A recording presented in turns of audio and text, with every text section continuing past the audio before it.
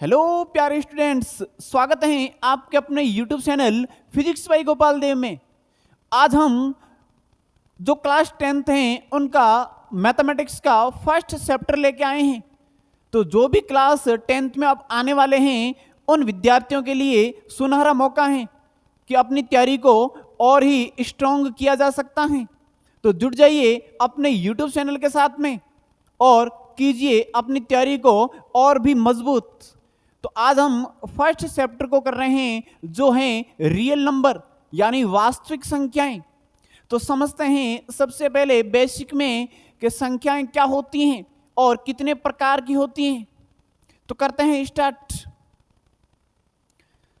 सबसे पहले संख्याएं हैं वो मुख्यतः दो प्रकार की होती हैं, एक तो वास्तविक संख्याएं और दूसरा है काल्पनिक संख्याएं।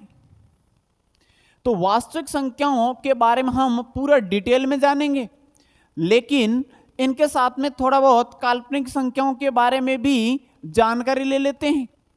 वास्तविक संख्याएं सभी प्रकार की संख्याएं हैं वो वास्तविक संख्याएं हैं, जैसे प्राकृत संख्या, पूर्ण संख्या, पूर्णांक संख्या, सम संख्या, विषम संख्याएं, अभाज्य संख्याएं, इतनी और भी अनेक प्रकार की संख्याएं हैं, वो सब वास्तविक संख्याएं के प्रकार हैं। लेकिन काल्पनिक संख्याएं कौन सी होती हैं? जो रूट के अंदर नेगेटिव संख्याएं होती हैं वो काल्पनिक संख्याएं होती हैं, जिनका मान क्या है? असंभव है। यानी वास्तविक संख्याएं की परिभाषा क्या हो सकती है? यानी ऐसी संख्याएं जिनका मान क्या है विद्यार्थियों? संभव है, वो वास्तविक संख्याएं कहलाएगी। और ऐसी संख्याएं जिनका मान क्या है? असंभव है, तो वो संख्याएं काल्पनिक संख्याएं कहलाएगी। जैसे रूट के अंदर संख्याएं और वो नेगेटिव संख्याएं हैं, तो वो सब संख्याएं जैसे -4 है, रूट के अंदर -5 है, तो ये सारी संख्याएं काल्पनिक संख्याएं कहलाएगी। वास्तविक संख्याएं भी दो प्रकार की होती हैं, एक होता है परिमेय संख्या और एक अपरिमेय संख्याएं क्या होती हैं, इनको डिटेल में जानेंगे। तो वास्तविक संख्याओं के दो प्रकार हैं, परिमेय और अपरिमेय संख्याएं। तो ये क्या होती हैं इनको समझते हैं। जो परिमेय संख्या हैं, परिमेय संख्या को थोड़ा और डिटेल में जानेंगे कि क्या होती हैं।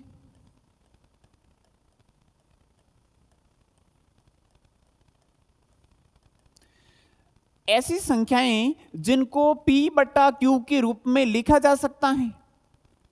P/Q का मतलब क्या हो गया कि अंश बटा हर में लिख सकते हैं, तो वो संख्याएं क्या कहलाएगी? परिमेय संख्याएं। जहां Q does not equal to 0, यानी Q है जो हर में है, ये है P अंश में, और Q है हर में, तो ये हर वाली संख्याएं 0 नहीं होनी चाहिए।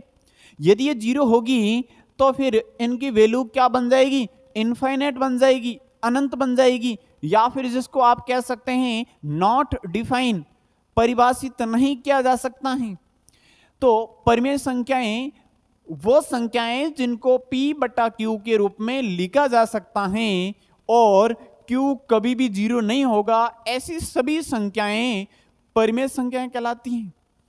अब परिमेय संख्याओं में भी आप क्या कह सकते हैं कि परिमेय संख्या भी मुख्यतः एक तो शांत होगी, एक शांत दशमलव के रूप में होगी,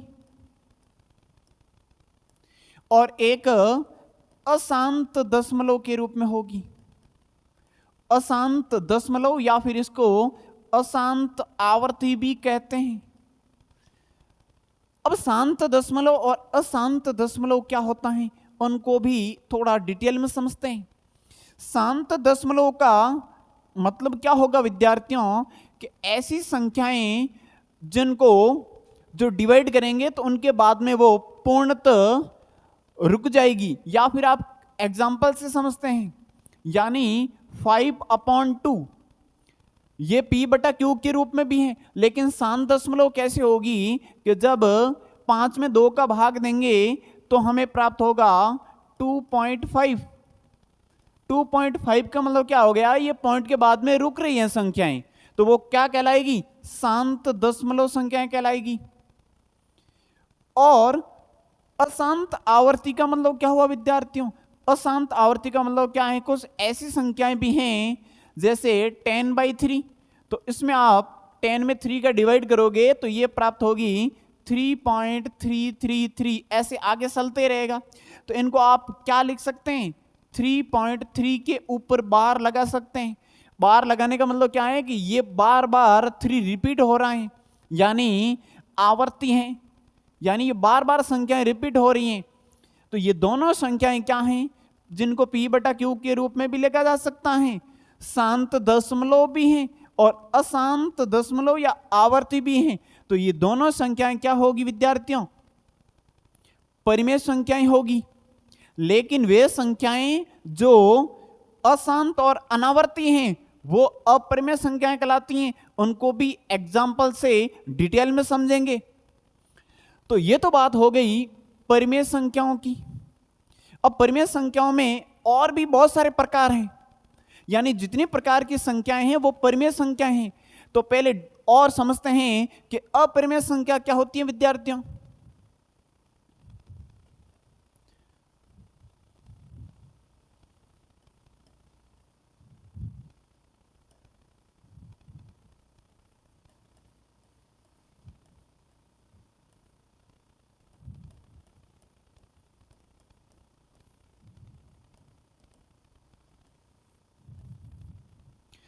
अपरिमेय संख्याएं क्या होगी विद्यार्थियों कि जिनको p/q के रूप में नहीं लिखा जा सकता है।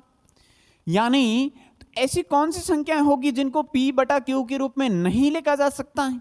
जैसे रूट के अंदर संख्याएं हैं, रूट के अंदर 3, रूट के अंदर 2, रूट के अंदर 5, ऐसे बहुत सारी संख्याएं हैं जो अपरिमेय संख्याएं होगी। अब अपरिमेय संख्याओं में आप और क्या लिख सकते हैं कि रूट के अंदर वो संख्याएं जो पूर्ण वर्ग नहीं है, यानी धनात्मक पूर्ण वर्ग संख्या नहीं, यानी वो संख्याएं जो धनात्मक भी हैं और पूर्ण वर्ग नहीं हैं, तो वो सभी संख्याएं क्या कहलाएगी विद्यार्थियों? अपरिमेय संख्याएं कहलाएगी। पूर्ण वर्ग नहीं का मतलब क्या है? ये 3 है, पूर्ण वर्ग नहीं है, 2 भी नहीं है, 5 भी नहीं है, और भी क्या ले सकते हैं? रूट के अंदर 7 ले सकते हैं। तो ये सारी संख्याएं अपरिमेय संख्याएं कहलाएगी। इनको आप p/q के रूप में नहीं लिख सकते हैं। तो धनात्मक पूर्ण वर्ग संख्याएं जो है वो तो क्या कहलाएगी? परिमेय, और नहीं है वो क्या कहलाएगी विद्यार्थियों? अपरिमेय संख्याएं कहलाएगी। जैसे इसमें यहां पे धनात्मक की बात आ गई, क्यों? क्योंकि अभी हमने समझा कि यदि धनात्मक नहीं है, ऋणात्मक है, तो वो संख्याएं कौन सी होगी विद्यार्थियों? वो काल्पनिक संख्याएं कहलाएगी। यदि आप रूट के अंदर लिख तो सकते हो संख्याएं। अब यहां पे यदि पूर्ण वर्ग है या नहीं है कोई मैटर नहीं करेगा, क्योंकि ये संख्याएं क्या है? नेगेटिव हैं। तो इसका मान ज्ञात करना क्या है विद्यार्थियों? असंभव है। तो वो कहलाएगी काल्पनिक संख्याएं। लेकिन यहां पे बात हो रही है अपरिमेय संख्याओं की। अपरिमेय संख्याएं वो होगी जिनको p/q के रूप में नहीं लिखा जा सकता है, और साथ ही रूट के अंदर धनात्मक पूर्ण वर्ग संख्याएं नहीं है, वो सभी अपरिमेय संख्याएं कहलाती हैं। तो यहां पे एक और भी फैक्ट आता है कि जो पाई है ना, वो पाई क्या है? अपरिमेय संख्या है। पाई अपरिमेय संख्या है। पाई अपरिमेय संख्या है, इसका मतलब जो पाई की वैल्यू होती है वो वैल्यू होगी 3.141 और फिर होगा 59 और डॉट डॉट आगे ऐसी संख्याएं आती रहेगी, यानी ये रिपीट नहीं होगी। यानी ये एक प्रकार की कौन सी संख्या हुई? ये संख्या हुई अशांत अनावर्ती, यानी वापस रिपीट नहीं होगी। तो विद्यार्थियों अशांत अनावर्ती वाली संख्याएं कौन सी होगी? वो होगी अपरिमेय संख्या। लेकिन आपने अभी समझा कि अशांत आवर्ती वाली कौन सी संख्या होगी? वो संख्याएं होगी परिमेय संख्या।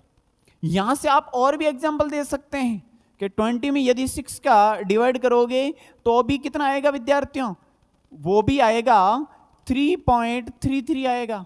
यानी ये भी आगे सेम रिपीट संख्या होगी, उसको भी 3.3 के ऊपर बार लगा सकते हैं। तो बहुत सारे एग्जाम्पल हैं। अब यहां पर अपरिमेय संख्याओं में पाई की वैल्यू क्या होगी, 3.14159 डॉट डॉट आगे और भी संख्या आती रहेगी, यानी रिपीट नहीं होगी। अशांत अनावर्ती वाली संख्याएं अपरिमेय संख्याएं कहलाती हैं। अब यहां पे बात और आती है कि कभी कभी जो पाई की वैल्यू है ना वो 22/7 भी ली जाती है। तो 22/7 कौन सी संख्याएं होगी विद्यार्थियों, परिमेय संख्याएं होगी, क्योंकि 22/7 में यदि 22 में आप 7 का डिवाइड करोगे तो फिर ये दशमलव में कितना करोगे तो कितनी बार जाएगा विद्यार्थियों, 3 बार। यहाँ पे 21 कैंसिल आउट करोगे तो 1 आएगा, यहाँ पे दशमलव, यहाँ पे आएगा 0, 1 बार जाएगा 7, यहाँ पे आ जाएगा 3 और यहाँ पे 30 हो गया। और 7 का भाग और दोगे तो कितनी बार जाएगा विद्यार्थियों, 4 बार, 28 होंगे। शेषफल 2 बचेंगे और तो फिर यहाँ पे और 0 लगाएंगे तो फिर यहाँ पे 2 बार भाग जाएगा, तो ये आ जाएगा शेषफल 6। और उस कंडीशन में और 0 लगाएंगे तो ये कितनी बार जाएगा विद्यार्थियों, ये 8 बार जाएगा। फिर यहाँ पे शेषफल बचेंगे, वो कितने बचेंगे, 4 में और यहाँ पे लगाया 0 तो कितनी बार जाएगा, 5 बार। यहाँ पे 35 फिर और आएगा 5, यहाँ पे लगाएंगे 0 तो 7 का भाग कितनी बार जाएगा विद्यार्थियों, 7 बार, यानी 49, फिर 1 बचेगा। ये देखो 1 यहां से और रिपीट हो रहा है, यहाँ पे 0 लगाएंगे, यानी ये संख्याएं बार बार रिपीट होगी। यानी 22 और बटा 7 में जब डिवाइड करोगे तो वो संख्याएं प्राप्त होगी 3.142857। ये और संख्या आगे रिपीट होगी, यानी इसके ऊपर आप क्या लगाओगे विद्यार्थियों, बार लगाओगे। यानी 22/7 कौन सी संख्या बनी, 22/7 एक परिमेय संख्या बनी। अब हम परिमेय और अपरिमेय संख्याओं के बारे में संक्षिप्त जानकारी प्राप्त की। अब हम डिटेल में समझते हैं कि जो परिमेय संख्या है उनके और भी क्या क्या टाइप हो सकते हैं।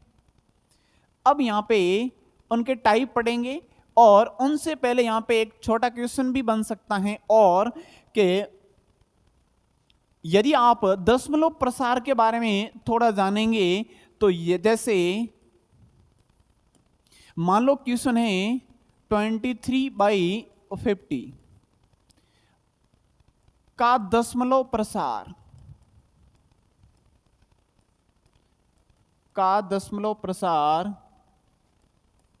क्या होगा, यानी इनका दशमलव प्रसार बताना है क्या होगा। ये बेसिक जानकारी आपको होनी चाहिए विद्यार्थियों। अब यहां पे इनका दशमलव प्रसार यानी कोई भी संख्या है अंश बटा हर में, और उनका दशमलव प्रसार यदि आपको फाइंड करना है तो आपको एक विशेष बात का ध्यान रखना पड़ेगा विद्यार्थियों। यानी जो हर में संख्याएं हैं तो वो संख्याएं 2 की पावर m गुणा 5 की पावर n में यदि टूट रही हैं तो वो संख्याएं उनका दशमलव प्रसार क्या होगा विद्यार्थियों, शांत होगा। क्या होगा, शांत। यदि इस रूप में बन रही हैं तो शांत होगा, यदि इसके गुणनखंड के रूप में इस रूप में नहीं आ रही हैं उस कंडीशन में क्या होगा विद्यार्थियों, उसका दशमलव प्रसार अशांत होगा। तो यहां पे जो 50 हैं तो 50 के जो अभाज्य गुणनखंड करोगे तो 50 के अभाज्य गुणनखंड करोगे तो वो 2 की पावर m और 5 की पावर n के रूप में आ रहा है कि न आ रहा है वो देखते हैं। यहां पे जब 2 का भाग देंगे तो ये आएगा 25, 25 में 2 का भाग नहीं जाएगा तो फिर इसमें 5 का भाग देना पड़ेगा, 5 का भाग 5 बार जाएगा और 5 में 5 का भाग 1 बार। यहां से आप क्या देख सकते हैं विद्यार्थियों कि ये इनके जो अभाज्य गुणनखंड प्राप्त हुए उसमें 2 की पावर 1 और 5 की पावर कितनी है विद्यार्थियों? 2 है। तो यानी ये इस फॉर्म में आ रहा है, यानी इस क्वेश्चन का जो आंसर होगा वो क्या होगा विद्यार्थियों? शांत दशमलव होगा। यदि ये दोनों गुणनखंड साथ में आ रहे हैं तो शांत दशमलव, यदि ये गुणनखंड इन दोनों में से केवल एक ही गुणनखंड आ रहा है उस कंडीशन में अशांत दशमलव होगा। ये आपको थोड़ा विशेष ध्यान देने योग्य बातें ध्यान रखनी पड़ेगी यहां पे। अब हम आगे समझते हैं कि जो संख्याएं हैं अलग अलग प्रकार की वो कौन सी संख्याएं हैं, यानी परिमेय संख्याओं के कितने टाइप हैं उनका थोड़ा एनालिसिस कर लेते हैं। यानी जो परिमेय संख्या हैं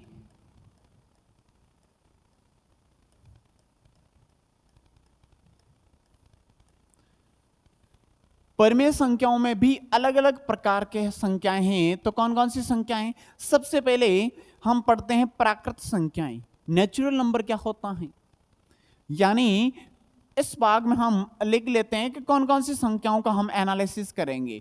सबसे पहले वो होगी प्राकृत संख्या। प्राकृत संख्याएं। और दूसरी होगी वो है पूर्ण संख्याएं। फिर है पूर्णांक संख्याएं। एक एक को डिटेल में समझेंगे।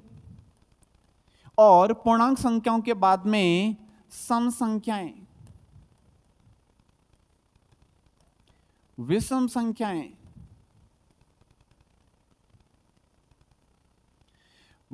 यहां पे प्राकृत संख्याएं, पूर्ण संख्याएं, पूर्णांक संख्याएं, सम, विषम, फिर भाज्य संख्याएं। और भाज्य संख्याओं के बाद में जो संख्याएं होगी वो होगी अभाज्य संख्याएं। अभाज्य संख्याओं के बाद में और भी बहुत सारी संख्याएं हैं। वो कौन सी हैं विद्यार्थियों? वो हैं सह अभाज्य संख्याएं।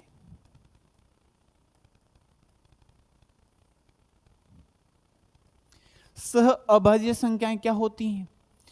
अब यहां पे जो मुख्य रूप से आपके जो फर्स्ट चैप्टर के अंदर जो काम आने वाली संख्याएं हैं वो संख्याएं प्राकृत, पूर्ण संख्याएं, पूर्णांक संख्याएं, सम संख्याएं, विषम संख्याएं, भाज्य संख्याएं और फिर हैं क्या विद्यार्थियों?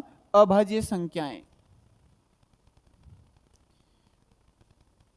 भाज्य और फिर अभाज्य संख्याएं और सह अभाज्य संख्याएं। इन संख्याओं के एनालिसिस करने के बाद में हम पढ़ेंगे कि दो या दो से अधिक संख्याएं होती हैं तो उनका एचसीएफ कैसे ज्ञात करोगे, एलसीएम कैसे ज्ञात करोगे। तो समझते हैं एक एक को डिटेल में कि प्राकृत संख्याएं क्या हैं। सबसे पहले प्राकृत संख्याएं होती हैं जो 1 से स्टार्ट होगी और इनफाइनाइट तक होगी। यानी नेचुरल नंबर कौन कौन से होंगे उनको एग्जाम्पल से समझते हैं। यानी वो संख्याएं जो 1 से प्रारंभ होगी, यानी 1 2 3 4 5 डॉट डॉट डॉट प्लस के इनफाइनाइट तक। यानी वो संख्याएं जो 1 से प्रारंभ होकर अनंत तक समूह का निर्माण करती हैं वो सब संख्याएं प्राकृत संख्याएं होगी। और पूर्ण संख्याएं कौन सी होगी विद्यार्थियों? जब प्राकृत संख्याओं में आगे 0 समूह ऐड किया जाए, यानी 0 फिर 1 2 3 डॉट डॉट डॉट इनफाइनाइट तक, तो ये संख्याएं कौन सी होगी विद्यार्थियों? पूर्ण संख्याएं होगी। तो पूर्ण संख्याएं 0 से स्टार्ट होगी, प्राकृत संख्याएं 1 से स्टार्ट होगी। जो पूर्णांक संख्याएं हैं वो कौन सी संख्या होती हैं विद्यार्थियों? तो पूर्णांक संख्याएं यानी यहां पे 20 में 0, फिर यहां पे 1 2 3 और डॉट डॉट डॉट प्लस में इनफाइनाइट तक, और इस साइड में माइनस का 1, माइनस का 2 और माइनस के इनफाइनाइट तक। यानी सभी धनात्मक और ऋणात्मक संख्याओं का जो ग्रुप बनेगा, समूह बनेगा, वो संख्याएं कौन सी होगी विद्यार्थियों? पूर्णांक संख्याएं होगी। अब यहां पे सम संख्या की बात की जाए तो वो सम संख्याएं कौन सी होगी विद्यार्थियों?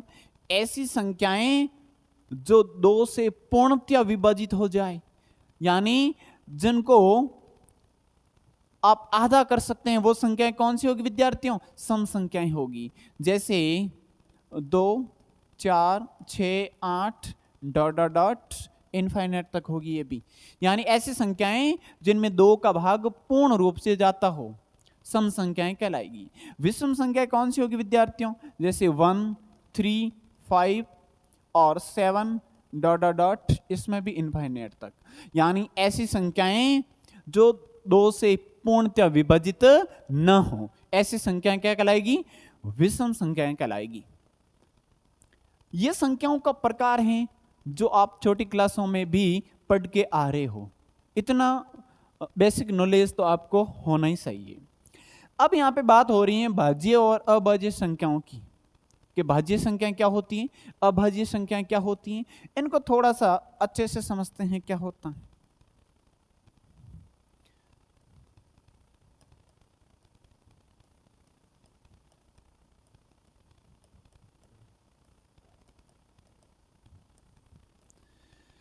अब देखो भाज्य संख्याएं, अब कैसे पता करोगे कि वो भाज्य संख्याएं हैं, अभाज्य संख्याएं हैं? तो भाज्य संख्या का मतलब क्या हो गया कि ऐसी संख्याएं जिनका 2 से अधिक गुणनफल हो, यानी जिनके फैक्टर 2 से ज्यादा हो। जैसे हम क्या कह सकते हैं, एग्जाम्पल लेके समझते हैं। जैसे 9 ले लेते हैं, तो 9 के यदि आप गुणनखंड करोगे तो क्या प्राप्त होगा विद्यार्थियों? 3 इंटू 3 प्राप्त होगा। और क्या गुणनखंड हो सकते हैं इनके? गुणनखंड 9 गुणा 1, या इसको और भी क्या कह सकते हैं, 1 गुणा 9। यानी जितनी भी संख्या हैं उनके 2 गुणनखंड तो विद्यमान होंगे। जैसे यहाँ पे आप कोई भी संख्या ले लो 13, तो इनके भी गुणनखंड कितने प्राप्त होंगे? जैसे 1 गुणा 13 या 13 गुणा 1 लिख सकते हैं। तो जिनके 2 से ज्यादा गुणनखंड होंगे तो वो संख्याएं कौन सी होगी? भाज्य संख्याएं होगी। जैसे इसमें 9 गुणा 1 और 1 गुणा 9, 2 गुणनखंड ये हो गए। और क्या होगा? 3 गुणा 3, यानी ये और बन गए एक गुणनखंड। यानी ऐसी संख्याएं जिनके 2 से ज्यादा फैक्टर हो, 2 से ज्यादा गुणनखंड हो, वो संख्याएं भाज्य संख्याएं कहलाती हैं। और अभाज्य संख्याएं वो संख्याएं होगी जिनके केवल और केवल 2 ही गुणनखंड होंगे, उनसे ज्यादा नहीं होंगे, तो वो क्या कहलाएगी? अभाज्य संख्याएं। तो यहां पे बात हो रही है अभाज्य संख्याओं की। तो सबसे छोटी अभाज्य संख्या कौन सी होगी विद्यार्थियों? एक विषम संख्या भी है, लेकिन एक न तो सम है और न ही विषम संख्या है। तो सबसे, और फिर उसके बाद में 2 की बात की जाए तो 2 के आप गुणनखंड करके देखो, 1 गुणा 2 और 2 गुणा 1, और इसके कोई गुणनखंड नहीं है। इसका मतलब 2 भी क्या है? अभाज्य संख्या है। तो 3 विषम संख्या है। 3 के भी आप फैक्टर करोगे तो वो 1 गुणा 3 और 3 गुणा 1 ही प्राप्त होंगे, यानी ये भी क्या है? अभाज्य संख्या है। तो सबसे छोटी भाज्य संख्या कौन सी होगी? वो संख्या होगी 4 होगी। और ये 4 क्या हैं? ये सबसे छोटी भाज्य संख्या है। क्या है विद्यार्थियों? सबसे छोटी भाज्य संख्या है वो है 4। क्यों? क्योंकि यहां पे 4 के आप गुणनखंड करके देख सकते हैं, तो वो होगा 1 गुणा 4, 4 गुणा 1, 2 फैक्टर ये हो गए। और क्या हो सकते हैं इसके? 2 गुणा 2, यानी इसके कितने फैक्टर प्राप्त हुए? 3 फैक्टर प्राप्त हुए, 3 गुणनखंड प्राप्त हुए। यानी सबसे छोटी भाज्य संख्या है वो है 4। तो भाज्य संख्याओं की परिभाषा क्या बन गई विद्यार्थियों? एक और परिभाषा भी दे सकते हैं कि ऐसी संख्याएं जिनमें एक और स्वयं के अलावा और किसी संख्या का भाग न जाए। चलो इनको समझते हैं कि ये क्या होता है। जैसे यहां पे एग्जांपल लेके समझते हैं कि भाज्य संख्याओं की परिभाषा क्या होगी विद्यार्थियों? कि ऐसी संख्याएं जिसमें एक और स्वयं के अलावा और संख्या का भाग जाए। जैसे यहां पे 4 में 1 का डिवाइड करोगे तो 4 प्राप्त होगा, यानी एक का भाग सब संख्याओं में जाएगा, 4 में 4 यानी स्वयं का भाग एक बार जाएगा। और कौन सी संख्या है जिनका भाग जाएगा, यानी 2 का और भाग जा रहा है 2 बार, यानी ऐसी संख्याएं जिसमें एक और स्वयं के अलावा भी और संख्या का भाग जाए, वो संख्याएं भाज्य संख्याएं कहलाएगी। क्या कहलाएगी विद्यार्थियों? भाज्य संख्याएं। अब समझते हैं अभाज्य संख्याएं क्या होती हैं।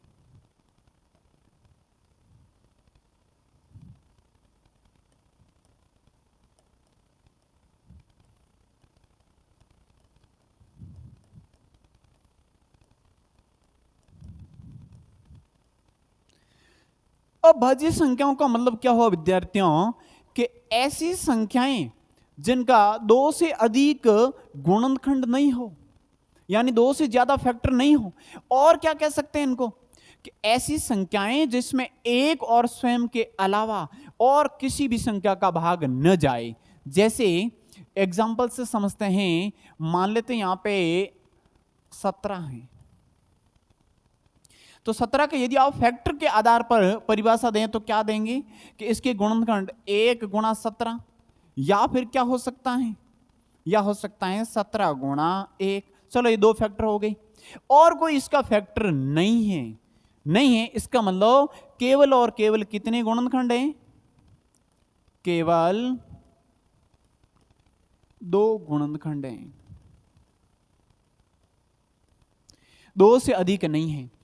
और इसमें जब डिवाइड के आधार पर परिभाषा देंगे तो क्या देंगे विद्यार्थियों, तो वो परिभाषा क्या देंगे कि 17 में 1 का भाग 17 बार जाएगा, 17 में 17 का भाग कितनी बार जाएगा विद्यार्थियों, 1 बार जाएगा।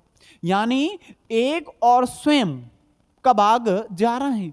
और ऐसी कौन सी संख्या है जिनका 17 में भाग जा रहा है, और ऐसी कोई संख्या नहीं है, यानी वो संख्या क्या बन गई, अभाज्य संख्याएं बन गई। ये बात हो गई जो परिमेय संख्याओं में जो प्रकार है ना, कौन सा, भाज्य और अभाज्य संख्याएं क्या होती हैं उनका। लेकिन इसमें समझते हैं कि सबसे छोटी अभाज्य संख्या कौन सी होगी, एक न तो भाज्य और न अभाज्य है, 2 की बात की जाए तो ये 2 है ना, वो हैं सबसे छोटी अभाज्य संख्या, सबसे छोटी अभाज्य संख्या। 2 सबसे छोटी अभाज्य संख्या है। उसके बाद में 3 भी अभाज्य संख्या है। आप ये पूरी संख्याओं में आप क्या कह सकते हैं कि 2 और 3 क्रमागत, 2 और 3 क्रमागत अभाज्य संख्याएं हैं। यानी क्या कह सकते हैं कि 2 और 3 क्रमागत एकमात्र, यानी क्रमागत एकमात्र अभाज्य संख्याएं हैं जो लगातार आ रही हैं, और अभाज्य संख्या आ रही हैं वो हैं 2 और 3। कौन सी है विद्यार्थियों, 2 और 3, जो लगातार भी हैं और अभाज्य संख्या भी हैं, और ऐसा कोई भी ग्रुप नहीं बनेगा। और एक फैक्ट आप क्या ध्यान रख सकते हैं, और आप एक और फैक्ट ध्यान रख सकते हैं कि जो 2 है ना, वो 2 एकमात्र सम अभाज्य संख्या है, सम अभाज्य संख्या है। यानी बाकी वाली जितनी संख्याएं हैं ना, वो विषम संख्याएं हैं, यानी विषम संख्या है और अभाज्य संख्या है। लेकिन 2 एकमात्र ऐसी संख्या हैं जो सम संख्या भी हैं और अभाज्य संख्या भी हैं। अब हम समझते हैं कि जो सह अभाज्य संख्याएं हैं वो क्या होती हैं। यानी अब हमारा जो पॉइंट है वो है सह अभाज्य संख्याएं। सह अभाज्य संख्या का मतलब क्या हो गया कि यहां पे ऐसी संख्याएं, यानी ऐसी 2 संख्याएं जिनका कोई उभयनिष्ठ गुणनखंड नहीं हो, और या फिर क्या कह सकते हैं कि ऐसी संख्याएं जिनका एचसीएफ हाईएस्ट कॉमन फैक्टर क्या हो, 1 हो। समझते हैं एग्जाम्पल लेके क्या होता है। जैसे यहां पे एग्जाम्पल के तौर पर 2 और 3 ले रहे हैं, तो ये ऐसी संख्याएं हैं जिनका कोई भी उभयनिष्ठ गुणनखंड नहीं है। उभयनिष्ठ गुणनखंड नहीं है, इसका मतलब यदि 2 के आप फैक्टर करोगे तो 2 गुणा 1, और 3 क्या करोगे तो 3 गुणा 1। केवल इसका कॉमन गुणनखंड क्या आ रहा है विद्यार्थियों, 1 आ रहा है, यानी इसका एचसीएफ कितना है, 1 है। इसका एचसीएफ कितना है, 1 है। यानी इन दोनों समूह के, जैसे और भी एग्जाम्पल लेके समझते हैं, 14 और 15 ले लो, इनके भी कोई उभयनिष्ठ गुणनखंड नहीं है, यानी कोई उभयनिष्ठ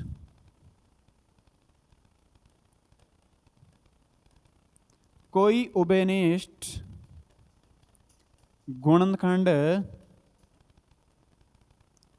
नहीं है। यानी सिंपल परिभाषा, ऐसे संख्याओं के समूह जिसका कोई उभयनिष्ठ गुणनखंड नहीं है, या फिर जिनका एचसीएफ केवल क्या प्राप्त हो, 1 प्राप्त हो, उन सभी संख्याओं को सह अभाज्य संख्याएं कहते हैं। यानी एचसीएफ और एलसीएम समझते हैं क्या होता है। यानी एचसीएफ क्या होता है, एचसीएफ होता है महत्तम समापवर्तक, महत्तम समापवर्तक, यानी हाईएस्ट कॉमन फैक्टर। क्या होगा विद्यार्थियों, इसकी फुल फॉर्म क्या होगी, हाईएस्ट कॉमन फैक्टर।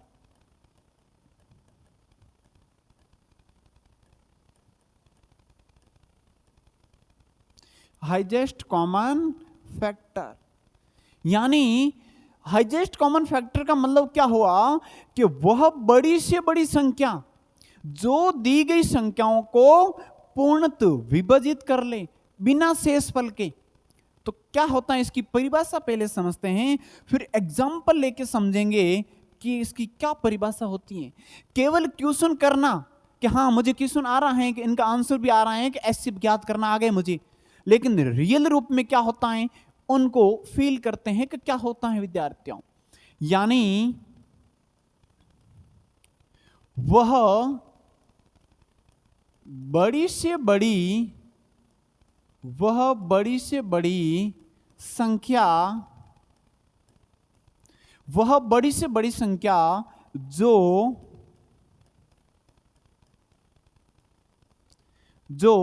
दी गई संख्याओं को बिना शेषफल यानी पूर्णतः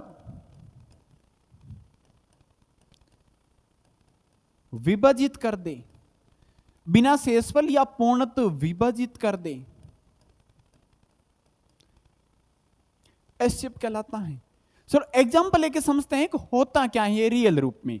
मान लेते हैं 2 संख्याएं ले रहे हैं 12 और 18। एग्जाम्पल लेके समझ रहे हैं कि कौन कौन सी संख्याएं हैं। बहुत सारी संख्याएं हैं, लेकिन हम एग्जाम्पल के लिए कौन सी संख्या ले रहे हैं, 12 और 18। तो इसका एचसीएफ क्या होगा, पहले एचसीएफ ज्ञात करेंगे, और वो कौन से मेथड से, अभाज्य गुणनखंड विधि से, प्राइम फैक्टर मेथड। यानी ये रहा 12 और ये रहा 18, इसका अभाज्य गुणनखंड समझते हैं क्या होता है। दोनों सम संख्याएं हैं, 2 का भाग जाएगा, इसका आधा कितना होगा विद्यार्थियों, 6, इनका 9, और 2 का भाग जा रहा है, यहां पे तो कितना आएगा 3, यहां पे 9 का 9 ही रहेगा। अब यहां पे 3 का भाग दोगे तो यहां पे 1 और यहां पे 3 बार जाएगा, फिर 3 का भाग जाएगा 1 और 1। यानी हमें क्या प्राप्त हुआ, अभाज्य गुणनखंड प्राप्त हुआ। फिलहाल ये क्या है विद्यार्थियों, अभाज्य गुणनखंड है, अभाज्य गुणनखंड। अभाज्य गुणनखंड का मतलब क्या है कि ऐसी संख्याओं में हमने इनको तोड़ लिया है कि आगे और इनके गुणनखंड नहीं कर सकते हैं। यानी 2 के और गुणनखंड नहीं करेंगे क्योंकि अभाज्य बन गई, 3 के भी नहीं कर सकते हैं क्योंकि अभाज्य बन गई। तो ये तो होगी बात अभाज्य गुणनखंड हो गई। अब यहां पे इन्हीं से एचसीएफ कैसे ज्ञात होगा विद्यार्थियों, इन्हीं से एचसीएफ कैसे ज्ञात होगा? यानी वो संख्या, यानी वो अभाज्य गुणनखंड जो इन दोनों संख्याओं में भाग गया। तो कौन कौन सी आप देख सकते हैं, 2 का भाग इनमें भी गया, इनमें भी गया, यानी ये लीजिए 2 का भाग इस 9 में नहीं गया, यानी इसको कैंसिल करो। 3 का भाग इनमें भी गया, इनमें भी गया, यानी यहां पे क्या ले लीजिए, 3 ले लीजिए। इस 3 का भाग 1 में नहीं गया, यानी इनको कैंसिल आउट करना है, नहीं लेना है। यानी हमें एचसीएफ प्राप्त हुआ। वो कितना प्राप्त हुआ विद्यार्थियों? वो प्राप्त हुआ 6 प्राप्त हो गया हमें। अब यहां पे आप क्या देख सकते हैं कि आपने जो परिभाषा लिखी है वो क्या है? वह बड़ी से बड़ी संख्या, यानी वह बड़ी से बड़ी संख्या जो दी गई संख्याओं को बिना शेषफल के पूर्णतः विभाजित कर ले।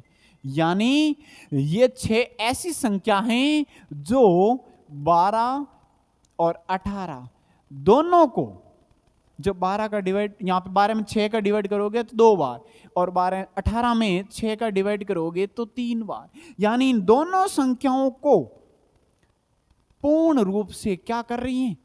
विभाजित कर रही हैं। तो ये हो गया एचसीएफ और एचसीएफ की परिभाषा। एचसीएफ होता है हाईएस्ट कॉमन फैक्टर, यानी वह बड़े से बड़ा गुणनखंड या वह बड़े से बड़ा संख्याएं जो दी गई संख्याओं को पूर्ण रूप से क्या कर ले विद्यार्थियों? विभाजित कर ले।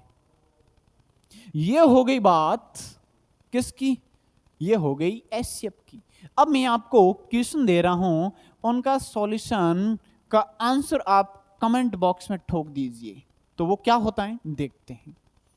अब यहां पे क्वेश्चन आपको मिल रहा है, वो मिल रहा है 120 और 180 का अभाज्य गुणनखंड विधि से आपको एचसीएफ ज्ञात करना है और उनका आंसर कमेंट बॉक्स में देना है। अब हम समझेंगे कि एलसीएम क्या होता है। एलसीएम क्या होता है उनको समझते हैं। एलसीएम होगा लघुत्तम समापवर्त्य। क्या होगा विद्यार्थियों? लघुत्तम समापवर्त्य, यानी इसकी फुल फॉर्म क्या होती है उनको भी समझते हैं तो। यानी ये होता है लीस्ट कॉमन मल्टीप्लाई, यानी वह कम से कम मान होगा जो दी गई संख्याओं से विभाजित हो जाएगा। उसमें संख्याओं को विभाजित कर रहा था। अब इसमें समझते हैं इनकी परिभाषा क्या होती है, यानी एलसीएम की परिभाषा क्या होगी? लीस्ट कॉमन मल्टीप्लाई, यानी लघुत्तम समापवर्त्य। तो सबसे पहले इसकी परिभाषा लिखते हैं कि क्या होती है इसकी परिभाषा।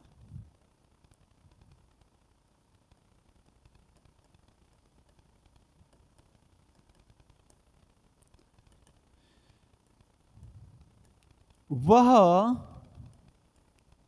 छोटी से छोटी संख्या, वह छोटी से छोटी संख्या जो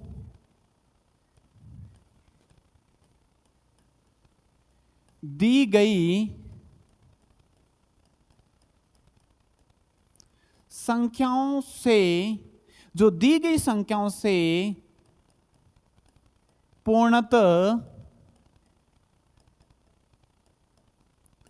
विभाजित हो जाए, जो दी गई संख्याओं से पूर्णतः विभाजित हो जाए, यानी वह छोटी से छोटी संख्या जो दी गई संख्याओं से पूर्णतः विभाजित हो जाए। कोई बात नहीं, परिभाषा नहीं आई समझ में तो एग्जाम्पल लेके समझते हैं तो इसकी क्या परिभाषा और अच्छे से आएगी समझ में। यानी ये मल्टीप्लाई की बात हो रही है विद्यार्थियों। यहां पे देख सकते हैं कि लिस्ट कॉमन मल्टीप्लाई, यानी इसमें मल्टीप्लाई की बात हो रही है। तो मान लेते हैं यहां पे कोई भी संख्याएं जैसे आप 4 का गुणज ले रहे हो, 4 का गुणज, तो एग्जाम्पल लेके समझ रहे हैं क्या होता है ये। तो 4 का गुणज होगा, वो क्या होगा विद्यार्थियों, ये होगा 4 का गुणज। अब यहां पे एक और संख्या ले लेते हैं कि 6 का गुणज। तो 6 का गुणज होगा, वो क्या होगा विद्यार्थियों, और ऐसे आगे संख्याएं आएगी। तो यहां से आप क्या देख सकते हैं विद्यार्थियों, यहां से आप ये देख सकते हैं कि इसमें कौन सा गुणनखंड है जो कॉमन है, यानी इसमें 12 ये कॉमन आ रहा है। तो वो सबसे कम से कम, वो कम से कम या छोटे से छोटा गुणनखंड है, और वो कॉमन भी है। यानी यहां पे 4 व 6 का जो एलसीएम होगा, वो एलसीएम क्या होगा विद्यार्थियों, 12 होगा। लेकिन यहां पे बड़ी संख्या आएगी तो ये वाला आप प्रोसेस करोगे तो फिर ये हार्ड होगा। तो एग्जाम्पल लेके और समझते हैं अभाज्य गुणनखंड विधि द्वारा कि क्या होता है। यानी ये 12 एक ऐसी संख्या है, ये 12 ऐसी संख्याएं हैं जो दी गई संख्याओं से पूर्णतः विभाजित हो जाएगा। यानी 12 में यदि 4 का भाग दोगे यदि आप, तो कितनी बार जाएगा विद्यार्थियों, 3 बार। और 12 में यदि आप 6 का भाग दोगे तो कितनी बार जाएगा, 2 बार। अब परिभाषा को देखते हैं वापस। वह छोटी से छोटी संख्या, यानी कौन सी प्राप्त हुई हमें, वो छोटी से छोटी संख्या हमें 12 प्राप्त हुई, जो दी गई संख्याएं या संख्याओं से, दी गई संख्याओं से, यानी कौन सी संख्या दी गई है, 4 और कौन सी दी है विद्यार्थियों, 4 और यहां पे दी है वो है 6, 4 और 6 से पूर्णतः विभाजित हो जाए। यानी ये 12 हैं, 4 और 6 दोनों से पूर्ण रूप से विभाजित हो जाएगी, और ये छोटी से छोटी संख्या है और कॉमन है। ये तो बात हो गई सिंपल प्रोसेस से। लेकिन यदि अभाज्य गुणनखंड विधि से करें तो क्या होगा विद्यार्थियों, यानी और क्वेश्चन लेके ही समझ लेते हैं। यानी मान लेते हैं 12 व 24 का एलसीएम क्या होगा। अब इनका एलसीएम ज्ञात करते हैं, क्या होगा। अभाज्य गुणनखंड विधि से करेंगे विद्यार्थियों। कौन सी विधि से, अभाज्य गुणनखंड विधि से।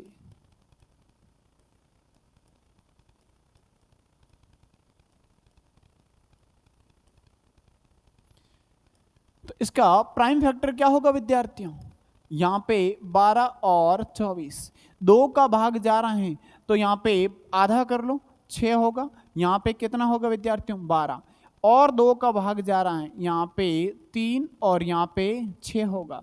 अब और 2 का भाग जा रहा है तो यहां पे 3 और यहां पे भी 3, फिर यहां पे 3 का ही भाग जाएगा, 1 और 1।